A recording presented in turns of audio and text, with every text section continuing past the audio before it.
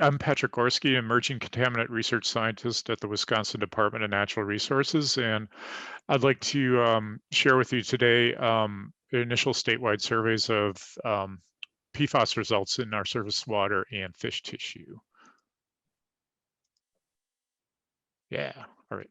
Okay, based on the many PFAS talks, I think I'm going to radically change what I'm going to say on this slide. And I'll jump right to the fact that I'll mainly be sharing PFOA and PFOS, FOS results today. And I'm going to highlight those mainly because there's the most toxicity data on those two compounds, and PFOS is known, it has been known to bioaccumulate. Also, those two compounds are the ones that the state of Wisconsin is potentially looking at it to use for surface water standards in the state. We did measure over 30 compounds during this study on each sample of different chain lengths, a different number of carbons, also fluorotelomeres and sulfonamide substances. I'll touch on those a little later in the talk, but for the beginning, I'm just going to focus on PFOA and PFOS. Wisconsin, in comparison to other states, is relatively new at PFAS sampling and monitoring, mainly started in earnest in about 2017.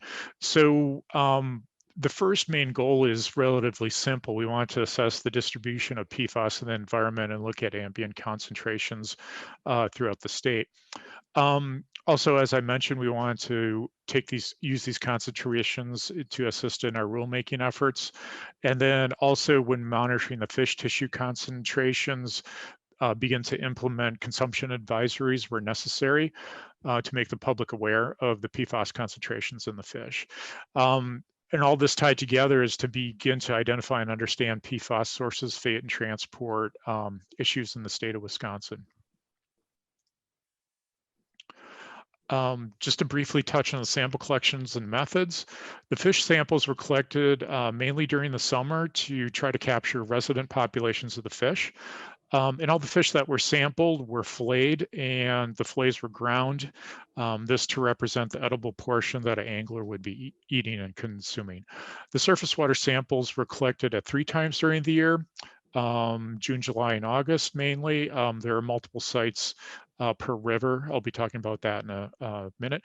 They're collected using PFAS-free protocols, and the surface water sample is mainly a grab sample, which is collected about 6 inches below the surface. And all the PFAS analysis was done at the Wisconsin State Lab of Hygiene for 36 compounds, and the method used was the isotope dilution method. That's been talked about a little bit in a couple other talks too. These are the 4 main rivers that we sampled for this 2019 sampling. They're going west to east across the states. We sampled 4 pools of the Mississippi River, starting north just south of Minneapolis, St. Paul, and going down towards La Crosse. We sampled the Wisconsin River, middle section of that, starting up in Rhinelander, and then going south towards to Merrill and then Nakusa. Also, we sampled the Menominee River, which Sarah was just talking about, which is up near Marinette, which is up near Green Bay. And then also finally the Starkweather Creek, which is down in the Madison area. Starkweather Creek flows into Lake Monona and is part of the chain of lakes that surrounds Madison, Wisconsin. So this is overall high level average of all the PFOA and PFOS concentrations in those 3 river systems. On the left axis is the PFOS concentration in nanograms per liter. I've used open bars to represent PFOA and the gray bars to represent PFOS. And as mentioned, these are the 4 river systems, 1 creek, but they had 3 to 4 sites in each river, and as mentioned, those sampled 3 times a year. So these are that's how you get the different averages here in the error bars. Noticeably, Starkweather Creek on the left is much higher than any of the other river systems, especially as you can see for PFOS, well over 100 nanograms per liter, almost up to 150. PFOS was much higher than PFOA. That's in comparison to the other 3 river systems, which saw PFOA as higher and PFOS was less, and decreasing concentrations from Wisconsin to the Mississippi to the Menominee. I'll now begin to drill down into each one of those sites. So this is each site. There will be multiple sites within each river. And I'll walk you through those. To orientate you, I've switched up the graphs just a little bit. On the left side are the water concentrations in nanograms per liter, and on the right side axis are the fish tissue concentrations in nanograms per gram.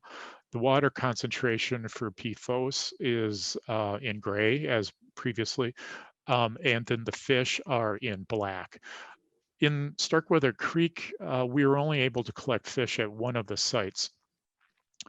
These 3 sites are all downstream of an airport in the city outside of Madison, and are influenced most likely by AFFF. And they have, on average, higher than 100 nanograms per liter at all 3 sites. We weren't able to collect any water, or I'm sorry, any fish at the first 2, but we did collect at the Atwood site. Obviously, those are also very high, over 20 nanograms per gram. The initial Wisconsin advisory kicks in at 20 nanograms per gram. This is, I should mention too, an average of all the fish species that were found at one site, and I'll do that for the other graphs as well. There were enough of one species to issue an advisory on Starkweather Creek. Subsequently, Lake Monona, where the creek flows into, more fish were collected and other advisories issued. Milwaukee Street here is on a different branch of the river. This does not flow from the airport, so unsurprisingly, we did not, we didn't, the samples were very, very low for PFOS. Unfortunately, we did not collect any fish there though. Moving on to the Wisconsin River, I've arranged the sites going from upstream Rylander, and then the Wisconsin River flows south from Merrill to Nakusa. And as you can see, I also have the water on the left and the fish on the right. In general, the water concentration, the fish concentrations mirror the water concentration. So as water increases, so does the fish. And these are averages for all the fish species, and also all the water, the different days of the, or different months of the sampling. So each follow each other.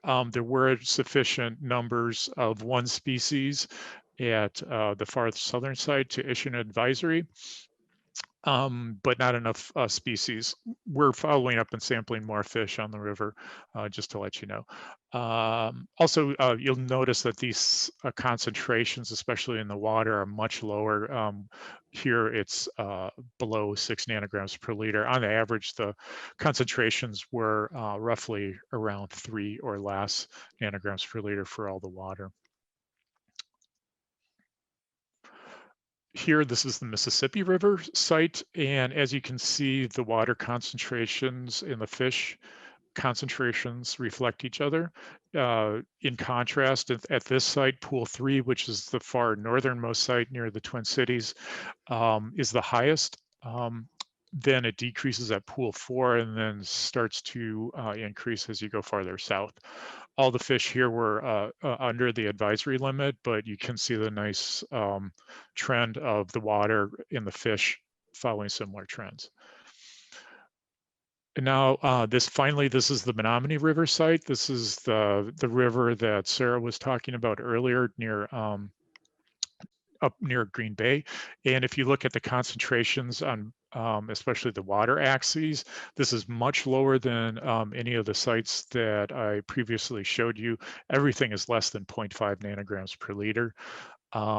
We didn't collect fish at all the sites, but a couple of the sites we did, and the fish were all below 20 nanograms per liter, so no advisories were issued here. So in general, we're seeing across the board low concentrations of PFOS in both the water and the fish. Now, what I'm going to do next is, I forgot I had the next slides. Also, working with our state toxicologists, we're also starting to calculate bioaccumulation factors to start looking at the nuances of the potential accumulation in the different areas.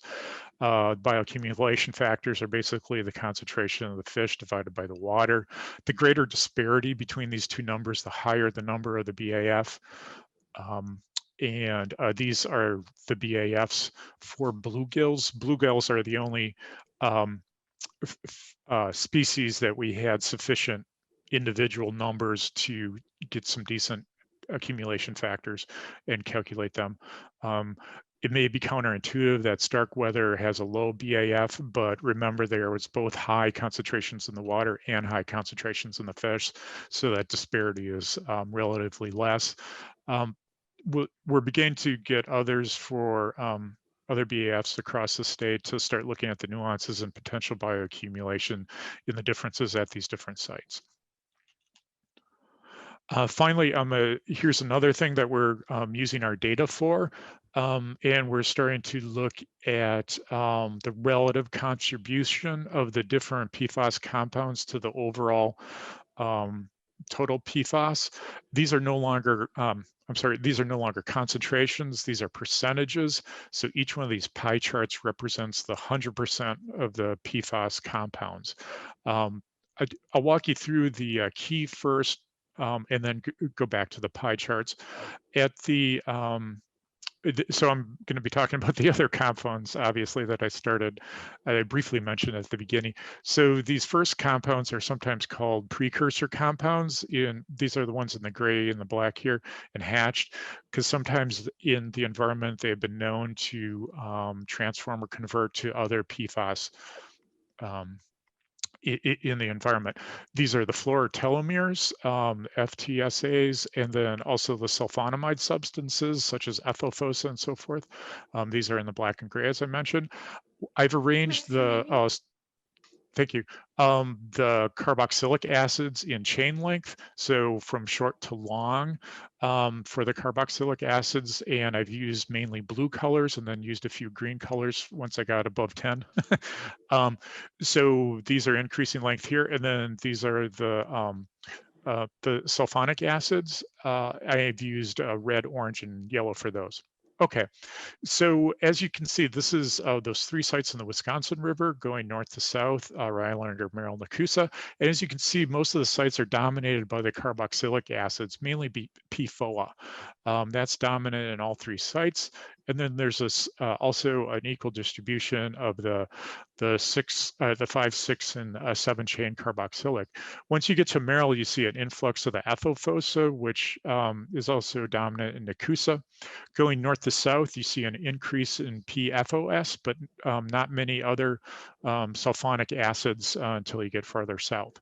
So this is a nice way of looking at the relative sources of PFAS in general in the water and how they change throughout the system. Now I want to contrast that between the three of the sites, because this will give you a diversity. This or as a good example, the diversity of the PFAS compounds that we're seeing at 3 different sites. This is averages of all that data across all the times and at these 3 sites in the water. I also have these for fish, by the way, but I don't have time to show you. So the Wisconsin River, this is the average of that, of what I just showed you. Contrast that to the Mississippi River. Here we see a big, large proportion of PFBA in the water. It's at all sites greater than 10 nanograms per liter, and it's well over 50% of the composition of the water. And then you see a similar contribution of the carboxylic and sulfonic acids. Once we get to, and on the other side of the sort of the view of composition, you see Starkweather Creek. Here it's dominated by sulfonic acids, especially PFOS and HXS. PFHXS, and then you see an influx of the fluorotelomeres, which is very different than ethylphosa. So we plan to use these for source tracking, and also this was inspired by the next talk. Hopefully, I'm sure she's going to talk by Elizabeth Denley, who gave me the inspiration to start looking at the relative contribution of these compounds to potentially start identifying sources in the water. So in conclusion, It was PFOA for ambient measurements. Now we know that PFOA and PFOS were detected in all the rivers in various concentrations. In general, the PFOS, the fish concentrations followed the water. We noticed Starkweather Creek had very high concentrations in PFOS, and we started issuing consumption advisories on fish where it was relative or important to do so. And we're starting to delve into BAFs and the total relative contribution of the different compounds in these different PFAS sources or signatures in the water, and hopefully relating that back to the sources. Sorry, thanks a lot. Oh, and here's my contact info.